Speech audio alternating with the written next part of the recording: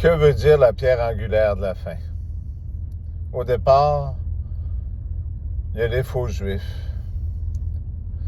Israël a reçu son drapeau dans votre histoire, si vous la connaissez, en 1948, de l'ancienne Allemagne nazie. Ce sont les faux juifs.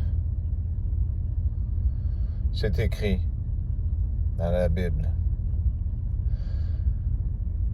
Jésus a marché en Palestine. Aurait-il marché avec ses ennemis? Le pape a été photographié serrant la main et embrassant le revers de la main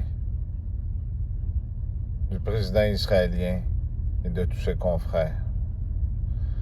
Les chrétiens, à l'époque de la Deuxième Guerre mondiale, comme tout ce qui est descendance, comme les témoins de Jéhovah, étaient les seuls à rentrer sur les camps des nazis. Faites les liens. Pourquoi dire la pierre angulaire de la fin? Jésus est le Dieu de tout le monde.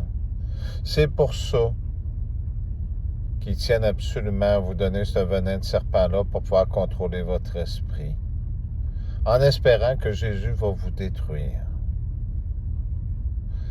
Si Jésus dit non, qu'il mette ce qu'il voudra dedans de vous autres, il ne vous sera fait aucun mal.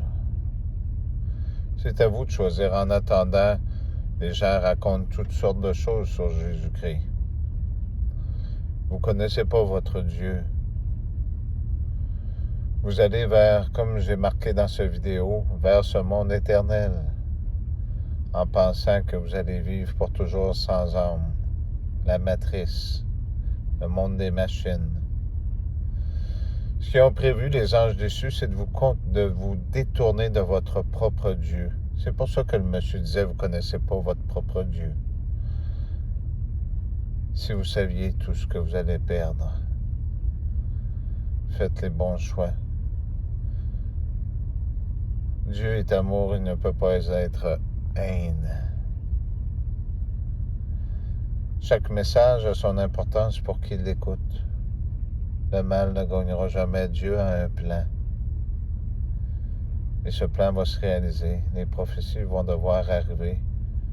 Mais ce ne sera pas la fin de tous les peuples. Personne n'a créé l'histoire. Dieu est le créateur et non les humains. Faites attention. Les pouvoirs de Dieu sont grands.